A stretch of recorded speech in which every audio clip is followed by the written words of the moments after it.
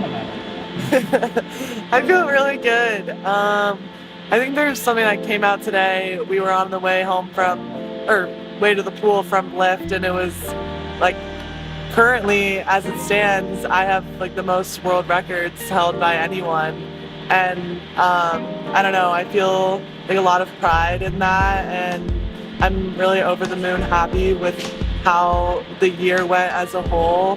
2024 was definitely not easy. I feel like there was so much stress and pressure throughout the entire year, but I feel like I really was able to overcome in so many different ways. And so having Budapest Short Course Worlds be the last meet was a really good way to cap off such an already successful year, and it was a lot of fun. I definitely was excited to come back just because I feel like I haven't really had 2 feet in the same place in a while, but I mean, yeah, it couldn't have gone better, honestly. So I loved the people there. Team USA had a great, like, smaller group. We brought the energy to a meet that people didn't really think was going to be that exciting, and we made it exciting. So it was cool to be a part of that, and in a lot of ways just like trying to be a leader for other people, and just engage with the other teams that were there and the crowd, and really enjoy Budapest because it was an amazing arena and the city is really cool right now.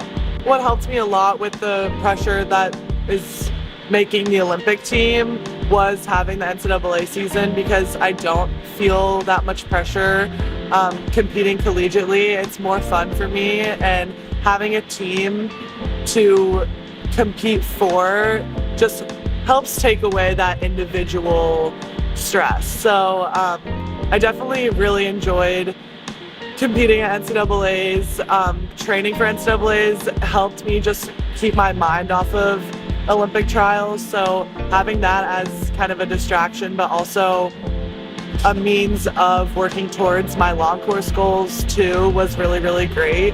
But once NCAAs was over, the focus immediately shifted to trials. And in the lead up to trials, I definitely was feeling really confident about the summer that was ahead of me. I feel like I've said in a lot of interviews that, like, not making the Olympic team wasn't an option for me. I was going to be on that team, and I was going to do everything in my power to make that happen. So I did, and trials was amazing. And there definitely was unforeseen pressure that came up just even after, like, the first night, breaking the world record in the 100 fly. That kind of added a whole new weight to my shoulders of people's just expectations for me.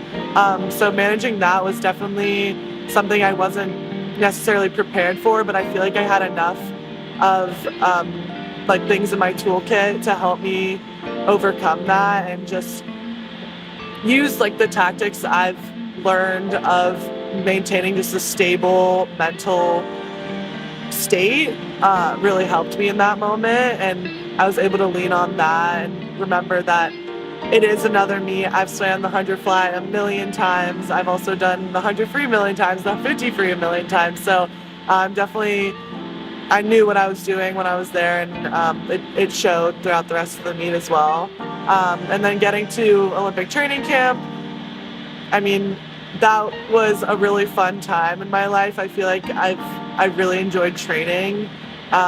Maybe it was the backdrop of Croatia, I don't know, but it was just nice to be with such an elite group, all working towards the same goals.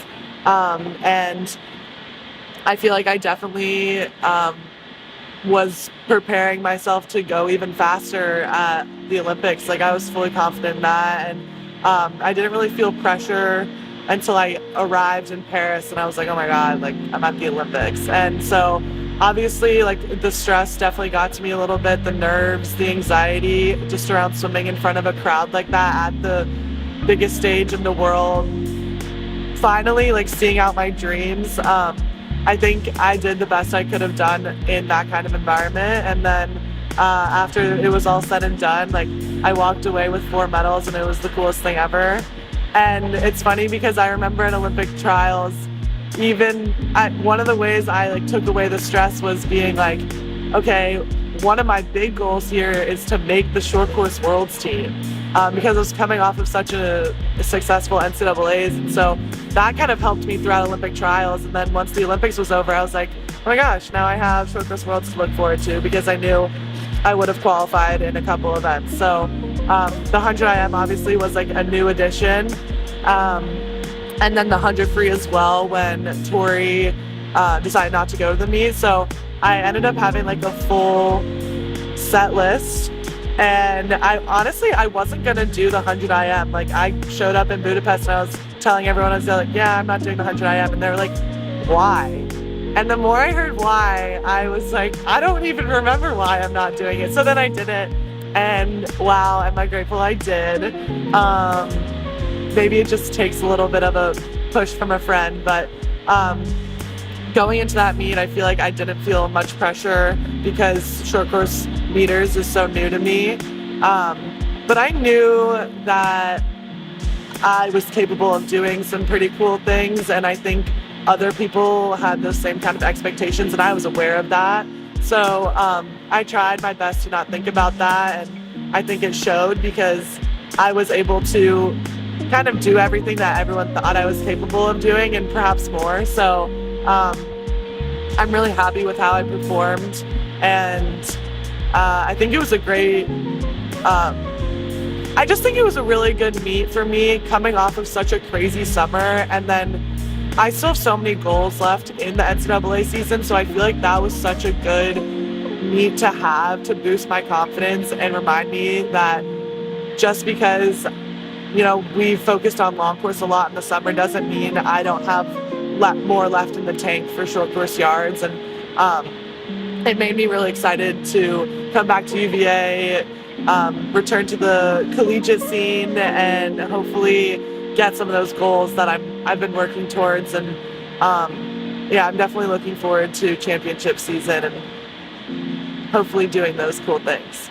I feel very grateful and almost lucky. I know it's not luck, but just to be at this age, I'm 21, and to be still even dropping time is not something you see every day. So to have the opportunity to do that is really something special, and I definitely don't take it for granted. And there's obviously a lot of work that goes into it, goal setting, believing in myself, and like being open to changes in training as well, in order to get better and just break these barriers. So it does take a lot, obviously, but I mean, it's whatever I'm doing here at UVA is totally working, and I really love it here. I feel like I've just found my niche, and like I don't know, everything has seemed to click. And like I said, just dropping time at this point in my life is something that I'm really grateful for. And then to be doing it at these levels where like going a new best time is a world record, like that's also really freaking cool. So I'm really happy with the results and the training and everything. I'm just happy, period, which is a really good thing. And I think like maybe short course meters was like a little bit of a cheat code because I hadn't done it, so of course I was gonna go best times. But even like translating short course meters, like using the converter from meters to yards, I think it shows that I'm maybe in store for some more time drops for my last yard season. And even at that one at mid-season, I won a best time on my 100 fly.